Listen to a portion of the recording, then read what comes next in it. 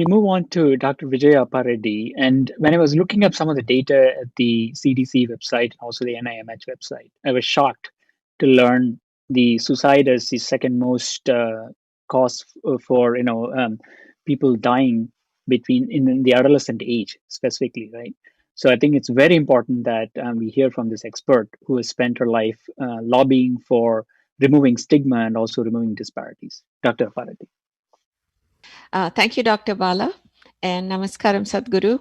I'm truly honored to speak in the presence of Sadhguru and this distinguished panel. And greetings to the audience. As speakers have mentioned before, the unique combination of public health crisis due to the pandemic, the economic problems, the isolation, and the school disruption has caused numerous problems, unprecedented problems all over the world. It has not spared anybody. In the midst of all this, children and adolescents are usually overlooked. Their problems are overlooked because adults are so busy engrossed in their own problems because they are depressed themselves, they're fearful, they're anxious, they're worried about their daily bread. So it's important to keep our children and adolescents and help them. Even infants can react to the chaos that's going on. We have a whole field of infant psychiatry where infants react to what's going on and we think they don't. As far as when you come to older children or young preschoolers or even school age, they can present as very clingy, regression. They can express a lot of anxiety. It can be sleep problems. It can be, I'm struggling with my microphone, excuse me. It can be fear, anxiety, depression. With adolescents from age 12 on, they can be left without supervision. So they can be impulsive, acting out, substance abuse. The other part of the population is those who already have mental health problems and substance abuse problems. They can be a resurgence of both because there's disruption of services. A lot of these children and adolescents get services in school, which is disrupted. They may not be alternative services. There may not be enough childcare. And studies have shown that most of the problems, mental health and substance abuse problems in adulthood start in childhood and in adolescence. And adverse life episodes in childhood and adolescence are one of the most important factor for adult substance abuse. So it's that important for us to keep our focus on our children. So what do we do? Of course, as parents, we have children. It's important that we talk to our children very clear cut. When they're younger, you can talk to children from 2 years of age if they're vocal, very clear-cut instructions, storytelling, even for simple things like putting on masks or social distancing. You can explain the pandemic in very simple terms. The adaptation, you'll have to adapt in a different way. You can create your own bubble of 2 or 3 families or friends where with social distancing, they can interact with one another. The families can have joyful times, happy times. You can do outdoor activities, so you don't have to limit your life completely. You can do community service from home. I have a lot of families who sew masks for the community. So life doesn't have to, you just have to adapt and do things in a different way. So life doesn't have to come to a standstill. We don't have to live in fear. We can still live with what we have left. As far as grief, if there is a loss of a loved one, which is possible now, an adolescent will not express it. So it's important you talk to them. Adolescents are very secretive. So this will prevent the further problems from setting in. If there is depression, if there's resurgence of emotional problems or substance abuse problems or new problems, then it's important that either, if the family can deal with it, that you get help.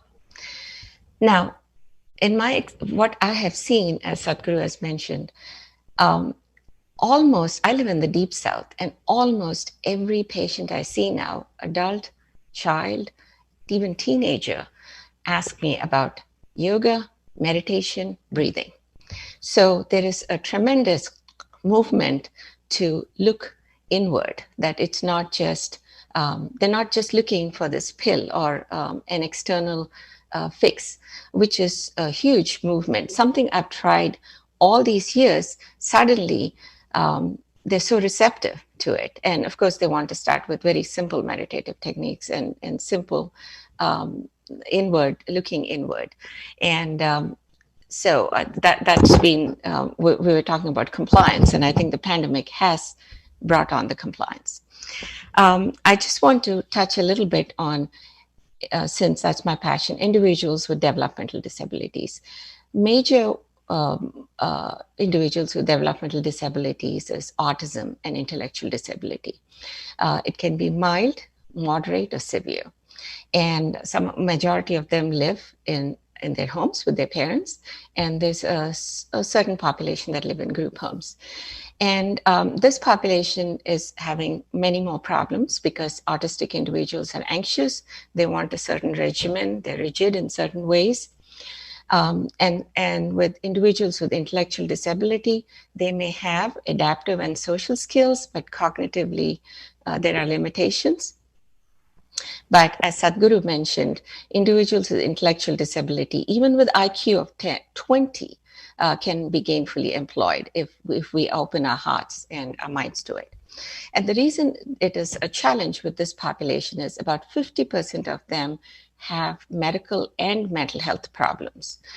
So they're already struggling with that, and then they shut down of programs, counselors, and with the pandemic on top of that, we're seeing resurgence. Can I ask a question about this, Ma? This is something that I've always looked at. Why is these intellectual disabilities, largely in a whole lot of cases, are also physiological problems or physical problems happen? What is that mechanism which is making this happen, that intellectual disability is translating into some kind of physical disability also? Right.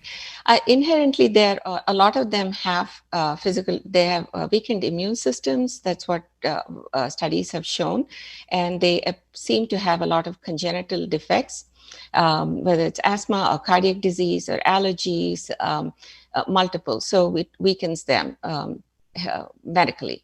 And they also have a lot of developmental problems, ADHD, depression, and it's difficult to say how much of this is the development of the brain and genetics, how much of it could be the environment that they are growing up, the challenges that they're having to face in life. But the end result is that there is a tremendous increase. There's a tremendous percentage of them who have mental health and physical problems. And as you said, they're very tied together. It's hard to separate out one from the other sometimes. And there is substance abuse problems in individuals with autism, again, because their social skills are poor, and we're seeing a resurgence of that because they're not supervised adequately. In the group homes, we see the individuals with intellectual disability or autism or severe developmental problems have tremendous behavior problems. So, so my question to you, Sadhguru, is, and as far as dealing with children, I deal with from infancy on, working with mother-infant diets to preschoolers, to school age, to teenagers, and with individuals with intellectual disability.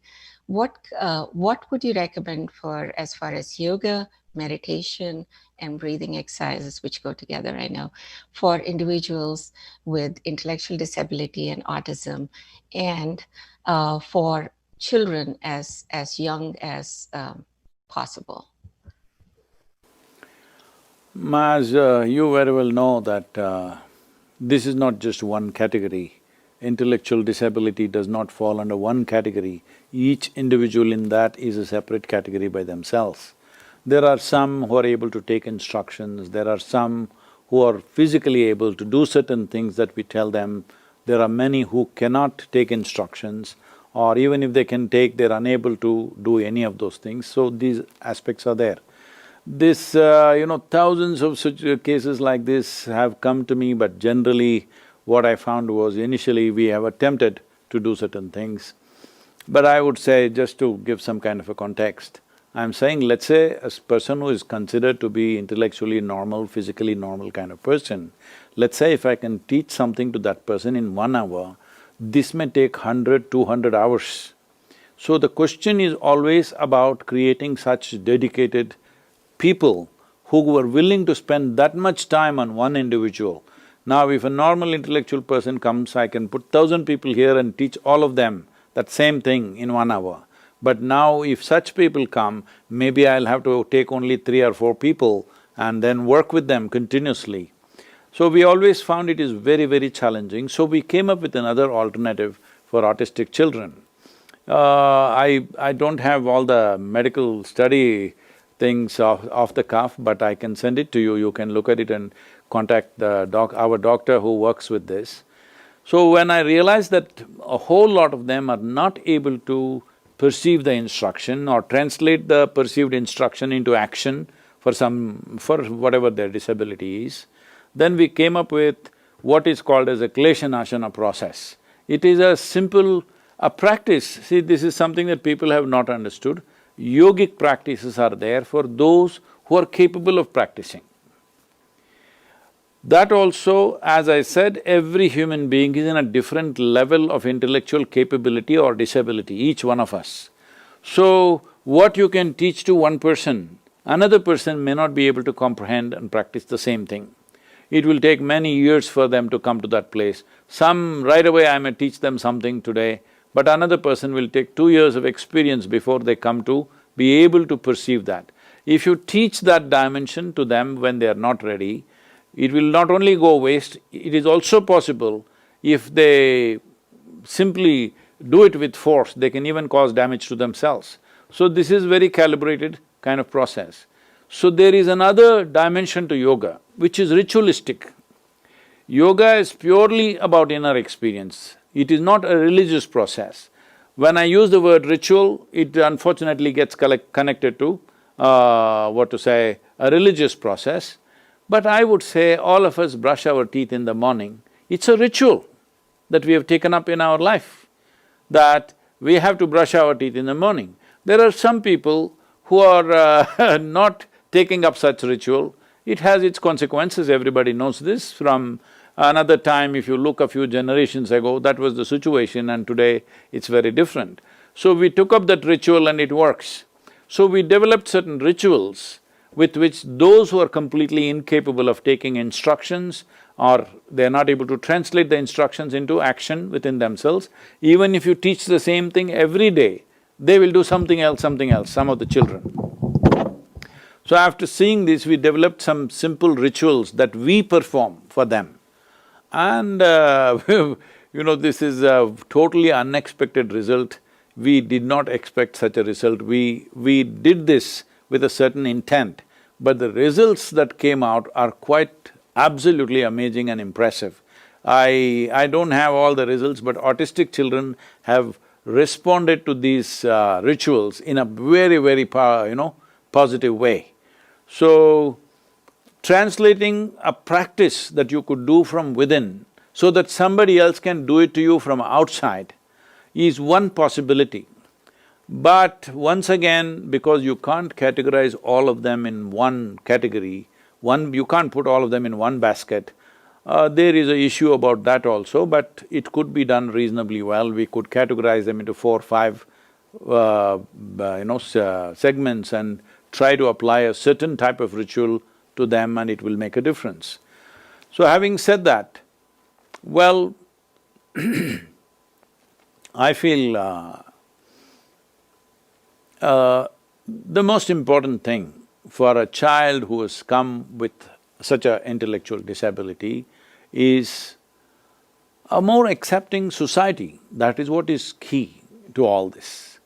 It is just that, suppose let us set a physical standard that we will take an Olympic gymnast and say this is the standard human being, then all of us are cripples, isn't it? Or you say intellect means you must be like Albert Einstein, then all of us are cripples. So, without setting standards, looking at every life for what it is and doing the best that we can do around that is something that has to come into a social fabric. Without that, I don't think there is any science or any yoga which is a perfect something for children who have come like this, or for any human being for that matter. More accepting human society, more accepting consciousness within the human being is, I think, the key factor. Then there are many ways in… I think… I've seen some of the parents who have such physically challenged or intellectually challenged children, they have come up with their own wonderful rituals for the children, their own methodologies of their own. I think that's the only way you can really address that. Though there are some standard methodologies, I think the most important thing is an absolutely accepting human beings and human society is the fundamental to address that issue. In a regular population, children and adolescents with no acute emotional issues, how young can we teach them yoga and meditation? A very simple form of yoga could start at the age of 7. We have children's programs like this, well-structured children's programs. But there are other ways to teach yoga when they are 2-3 years of age. That is simply by using certain sounds. I must tell you from my experience, about maybe 16 or 17 years ago, or a little more than that maybe, when we first started the Isha home school, one early morning I went for their assembly, where children have assembled, and they're all sitting like this. In there we make sure that they sit on the floor cross-legged. All our class arrangements are like this. They have tables, but they sit on the floor because sitting cross-legged has very in yogic sciences, cross-legged sitting and your brain development are very connected. So they have to sit cross-legged. But they were all like this, like that. I looked at these children and said, why are they like broken tops? They can't sit quiet. And I said, let's do one thing, daily 12 minutes, we will just do the 7 notes of music, sarigama padanisa. In a certain… there are various complex arrangements of that. At a certain level, we will start 12 minutes a day. You won't believe, after 2.5–3 months I went there, they're all sitting unmoving like this. This is what it can do, just the sounds. So, if you want to start early at 3–4 years of age, the best thing is sounds, without physically doing anything, because a child can always do it, overdo it, or make an excess out of what is being taught to them. They can do various things, but sounds are safe. You can just play it around them and ask them to repeat that, which they love to do, and it will also bring a certain sense of rhythm. Their ability to learn language will be greatly enhanced if they understand the nuances of sounds. This is something that's missing. We're just teaching language. There is no instruction about the nature of sound and how it behaves within us and how we can use it. If this aspect of sound comes into everybody, they would all pick up any language like that effortlessly. And especially in cultures like this, like United States, where people are just stuck to one language. If you want to live in India, you must know at least 4 to 5 languages, otherwise you can't live there. It's every few kilometers that you drive, you have to speak a different language. But when you're stuck to one language, there are lots of studies, we've always seen this as Nada Yoga. There are lots of today, the modern medical kind of studies which say that using a whole range of vocabulary or using a whole range of sound systems within you is very key, very significant for your brain development. This is called as Nada Yoga, that is, you use the sound to develop your system, both physiological and psychological development. This can be done at the age of 2.5 to 3 itself, it can start. I wanted to ask you one more question, and I also have one question for Murali. The question is, see, we firmly, we very clearly see, this I know from my experience, we very clearly see till a child is 4.5 years of age, the stresses and tensions that the parents go through, particularly the mother, directly influence the development of the child. It may not be happening in the child's presence. Wherever it happens, it impacts the child. This is something we are very conscious of, and we feel that this is something that must be managed. This is why post-pregnancy there was so much protective atmosphere, because when you're feeding the child, you must be in a certain state. Only then you're bringing forth a better human being than yourself. Otherwise, you will bring so many things. But today, in modern life, people are drinking alcohol, they're smoking. Within few days or weeks, they're back to work, going through all the whatever stresses and turmoils that they're going through. In your opinion, that you have studied this, what do you think is the impact of this, this dimension that… I mean, today if you speak about it, it looks like you're talking against women. It's not about being against women. We need to understand, if we look at man and woman biologically, the significance of a woman is, a woman's body has more deeper responsibilities of life than a man's body. Man's body is designed to protect and procure. A woman's body handles a whole new creation. Well, bearing a child is not just a simple act of reproduction, this is a whole new creation of a new life within her own system, for which her chemical fluctuations are much more than in a man's body. Variety of fluctuations are there because it has to go through a whole change, which may also work to her disadvantage if she is not in ideal conditions compared to a man. But this does not mean it's a disability or a disadvantage. Actually, a woman's body is invested with a deeper responsibility of life. We exist here, you and me are here only because of that. Taking that into consideration, the way we have structured our society right now, everything that a man does, a woman has to do, in this are we losing out something very vital in producing a more competent, more capable and more better next generation. Interestingly, when infant psychiatry is a field by itself, I have seen that it's more related to when there have been studies done in mothers who have postpartum depression, for example. And some of them are working mothers and some of them are mothers who have chosen to stay home. So it's the condition of the mother. So it's not necessarily whether the mother is, employed outside the home. It depends on the mental state of the mother.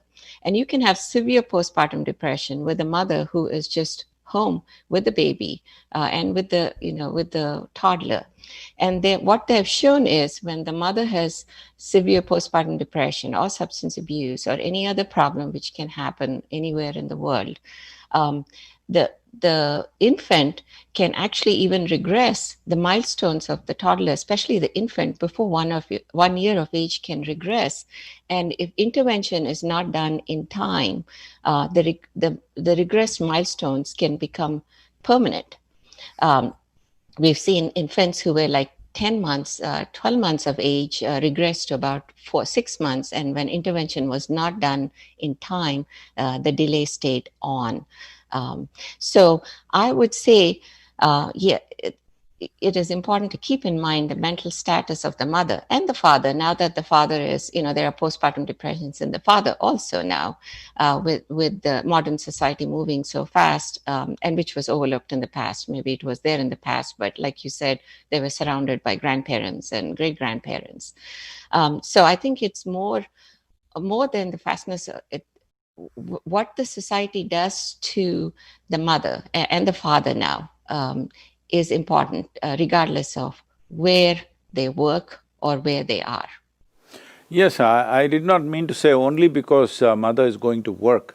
I mean to say, for some, the family itself is a big challenge, for some, the workplace is a challenge. The idea of keeping a mother in that state when the child is very young or an infant, some kind of protective thing, because in a family, people may be conscious that she's a mother. When she walks on the street, nobody is conscious that she's a mother. In that context, I'm saying, it's not that the work… probably a work could be a good outlet for a whole lot of mothers, they may feel better going to work than staying home. That's a different aspect. I'm not talking about work versus home. I'm talking about, as you confirmed, that the impact that a mother or both the parents have, but essentially mother, what her mental state is, not only when she is with the child, she is somewhere else. Even then, there is a parasympathetic reaction in the child. This is what the yogic sciences see, this is my personal experience of watching what happens to certain children. So that how much damage, and if we want to create a better next generation, this is the area that we need to pay much attention to, that's what I meant. Absolutely. With at one time there were more extended families, and there was more of a buffer system, for the mother, for the baby, for the child. Now everywhere all over the world we moved into, just nuclear households or single parent households, and so we've lost some of that buffer, and the world has become more complex, as we've all talked about. The issues have become more complex, and all that can influence how the mother and the parent, because whatever the parent experiences is going to be transmitted, or what's happening in the world is transmitted to the baby, the newborn too. Thank you all for joining this, exciting panel. And I just wanted to summarize that there's so much of information coming from so many websites and so many organizations and associations. And the best education that I got was from the National Institute of Mental Health website itself. Very simple things that parents can do or the friends can do to identify things like, for example, what are the warning signs of suicide? This morning I heard a doctor from All India Institute of Medical Sciences committed suicide by jumping out of the 10th floor. There are certain things like this just brings this to focus, but there are so many other things that goes unnoticed. So at least the take-home messages for some people should be, go to the NIMH website and look at what are the things that we can look for example, the warning signs of the other extreme of the mental health problem, which is suicide. Murli, I think Sadhguru had a question for you. About this suicide, which is becoming a big issue, there are 800,000 people committing suicide in the world. That means literally every 40 seconds, somebody is taking their own life. In India, in 2018, the statistics say 18,600 children below 18 years of age committed suicide. Out of this, some 7,200 or 400 children were below 15 years of age. A time when they should be bubbling with life, they're taking their life. And most of these deaths below 18 were all because of, the force or the demand of education system, most of it, nearly 80–85%, unfortunately. So, we have a killing education system, unfortunately, which definitely needs to be looked at. This extreme step of taking one's own life comes to a place essentially because we have not differentiated between what is a psychological process and what is a life process. This is the fundamental flaw in the society today, that people are mistaking their psychological process to be an existential reality. So, psychological process is our drama. We can conduct it whichever way we want. Unfortunately, most human beings are experiencing their psychological process, their complexity of thought and emotion as a reality by itself. Or in other words, we are mistaking the shadow for the real thing, and because the shadow is distorted, we think everything is gone. So for this you need yoga in the world. I'm glad to hear that even young people in, I don't know where, deep south, I don't know if it's Texas or Florida, that she was mentioning, that even very young people are today looking at more profound or more lasting solutions than just taking a pill or taking a drink or doing something else.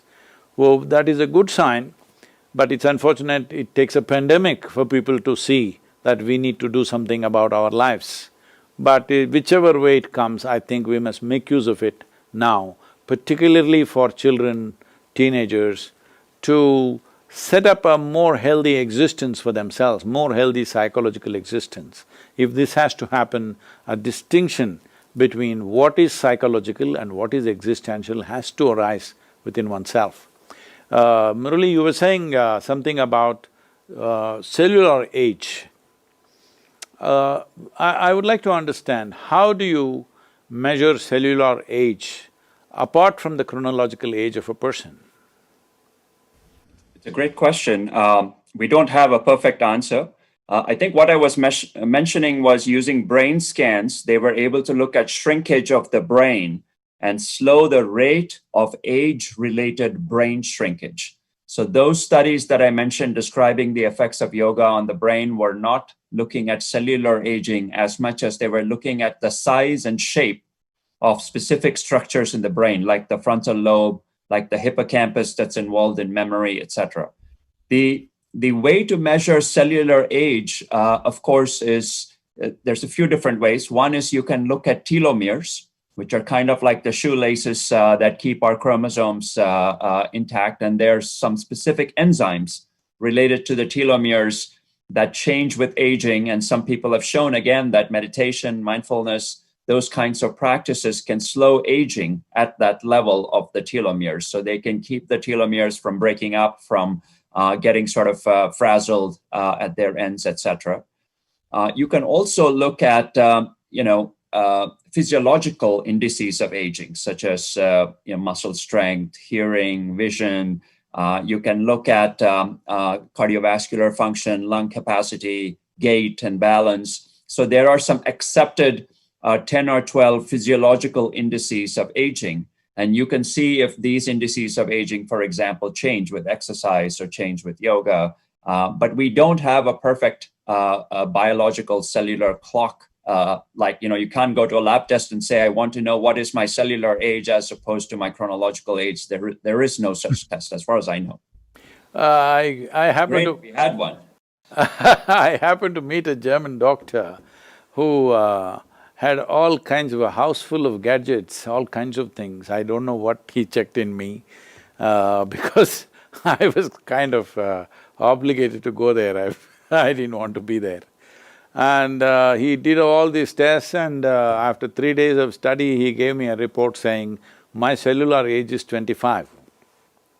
I don't know what that meant, but I was just wondering, is there any substantive science, or it is just the general vitality of the body and mind by which you are judging, or is there any specific indicators which clearly say the cellular age is different from the chronological age? There are some biological markers, but none of them are perfect. They show great variability from person to person, and I'm not sure any of them are really proven to be an aging marker. So you cannot, use a test to predict how long someone is going to live, for example. So we are very poor. Doctors are very poor at predicting how long someone's going to live. I will die at 25. or 3 billion moments. 3 billion moments, exactly. Oh, I must get that if somebody asks me how old I am, I can say I'm 3 billion moments.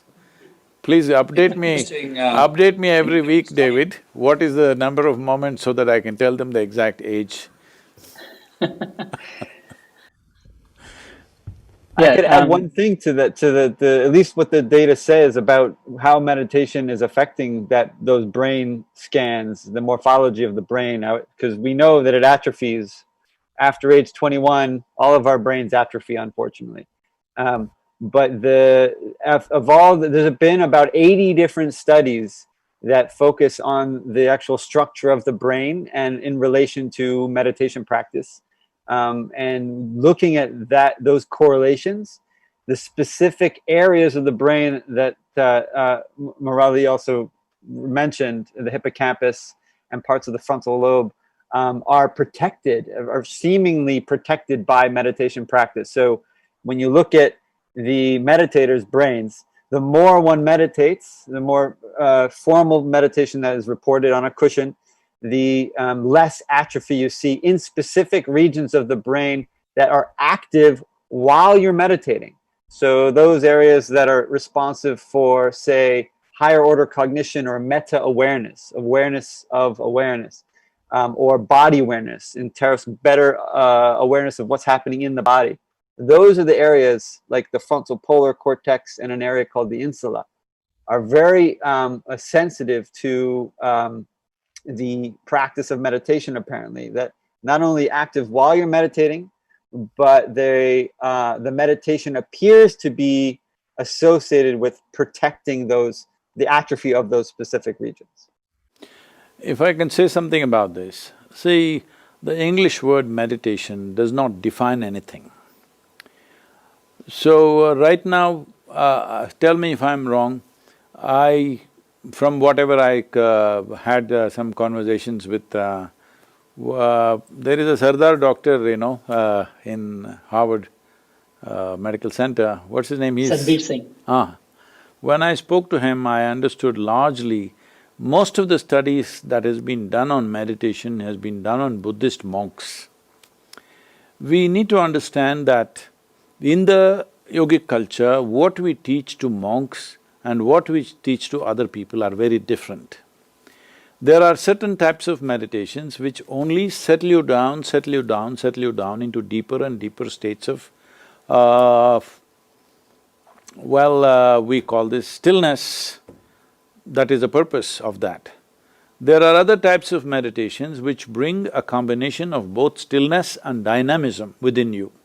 I think certain unique things have been recorded with the inner engineering practices. I think Bala would be more qualified to speak about it than me, about how the dynamics of the brain is much more. At the same time, there is a level of stillness within, which I feel… which is actually very important for you to be competent to function. It's not just about sitting still, that you're still, at the same time you're dynamically active. If Bala can say something about that. Yeah, so inner engineering practices with the 8-day meditation retreat that happened at the McMinnville, Tennessee, I think in 2018, March. The study was led by Professor Sadasivam from Indianapolis University, and we had done MRIs at both Indiana as well as in Boston. So their set of data was analyzed, and what we found was this is functional MRI in a small set of people, about I think 20 people or so, with controls, pre and post meditation, and compare them to controls. And what we found was their executive motor network was highly active in addition to all the networks. So what we are finding was all the networks extremely active. What I heard from other neurocognitive scientists, for example, Alvaro Pascual Leone from neurology, he mentioned that in general, when you do a task, only that particular connection will get active and all the others subside. For example, the DMN, the default mode network. Whereas here, you found almost all networks, including the DMN, was very active. So we're getting some help to write this work. It is mostly a pilot data, and we'd probably expand it on others. So this was highly important for us to know. And when we asked Sadhguru, why do we see this? And he was saying that there's a lot of dynamism that happens. I could add one other thing about that, because yes, indeed, the data that I talked about, the 80 different studies, are very cross-sectional in nature. They talk about meditators from all different types of traditions and different practices. We are only now starting to target very specific practices and look at the differences between those practices. And one of the things that is manifesting is network dynamics that I think Dr. Bala is referring to is shifting. And what we see in meditators, in most styles of meditation, and most meditators, advanced practitioners, usually do different styles of practice, whether it's a focused concentration practice or an open awareness practice or a loving kindness or some other type of meditation. Across all types of practices, you do see different dynamics. But one thing that seems to be common across all of them is this ability to flexibly switch between different networks in a volitional way. And that is very unique. And that usually is indicative of some sort of higher order network, like a frontal parietal network, something like this, which is very higher order cognition, which allows you to know not only where your mind is at any moment, but to flexibly switch and not get stuck in any one particular state. Those kinds of dynamics are very unique to the experience one has as a meditator. If all of you together, if you arrive at, for lack of vocabulary, I'm saying, suppose you prescribe what is an ideal brain, what should be happening? If it is an ideal brain, what should be happening? I can send you some people who have such a brain. I can make it like that, I'm saying. There are some things that are happening, so I can probably collaborate with David and we talk about it in the future.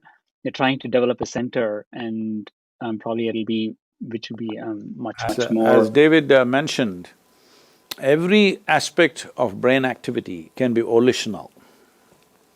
So if you say this is what should be happening, and what causes it, if you tell me, I will make that happen not in one person, in many people.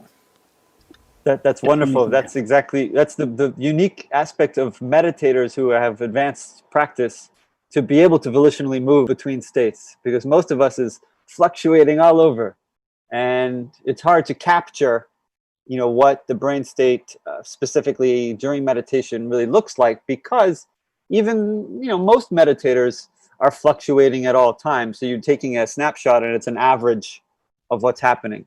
So yes, that's wonderful to have people who can control where their mind goes and to look at how stable it is. Thank you. I want to take a minute, Sadhguru. I just want to ask you a question in return for the question you asked me. As far as trying to protect and help our younger population up to age 4, of course, you have to work with the mother and the father who have emotional problems or substance abuse or what problems, which can in turn affect the baby or the infant and the toddler. Since we can go beyond 3 or 4 years of age with the child, the sounds and all those things. Of course, part of the infant's problems or toddler's problems could be genetic, because genetics plays 50% almost, according to the studies, in emotional issues like ADHD or depression or anxiety. Sometimes it can start really early. What can we, for parents, because they are so important, unless they are helped, they can't help these infants and toddlers. Is there a special mode of teaching for their meditation or yoga where that they interact with their infants and toddlers that you would suggest? So if, a parent is just another adult human being, all right? If he's in a state where he doesn't… there is no anger, agitation, irritation in his day-to-day life, that is the best atmosphere you can create for a child. It's not only in terms of social behavior, just what's happening within you itself, the child is absorbing all the time. Because we know from our experience, many creatures, not even human beings, I'm saying, children are very sensitive creatures. Leaving them, other creatures like, cobras, various other, especially those creatures who have venom in them, they are very sensitive to your chemistry. Depending how your chemistry is, accordingly they will respond to you, not because of your physical behavior. Similarly, a child is not responding only to your nice, controlled physical behavior, he or she is responding to the very way you are. So, every human being has to work at it, especially in this country, because people are generally going for counseling or consultation before they have children, they're planning their children, at least many of them. For those people, before you have a child, it is very important that as a parent, these are the things you must do. A simple engineering process that you must do must come into the society, because unless you're going to offer another life, a fresh life, which is better than you. In some way, it's a forward step for humanity. There's simply no reason to reproduce, first of all because we are not an endangered species right now, we are too many. So we can choose whether to have an offspring or not, only if we are confident that we can give that kind of time and dedication and create an atmosphere where a child will come up in a wonderful way. If we don't have that commitment, we should not go for it. As I keep saying to everybody, if you want to have a child, it's a 20-year project. Are you ready for a 20-year project? Then you go for it. If you're not ready for a 20-year project, get a dog. Thank you, Sadhguru. Thank you, Dr. Aparedi, Dr. Vago. I think Murli had to leave at another meeting, which is going on. Namaskaram, thank you very much for all of you. If I have said something very abrasive to any of you, please because you know, my understanding of life is completely different because I know only one life, this life. I don't know anything else, so I only speak from this. Thank you very much. Thank you so much. Namaskar. Thank you. I want to summarize this panel today. We had a lot of information, very useful from Dr. Murli and David Vago, as well as Dr. Vijaya Pareddy, and of course Sadhguru himself. What is the take-home message that I think is there for the audience? Most important is increasing awareness of this mental health pandemic during the COVID crisis. So what can one do?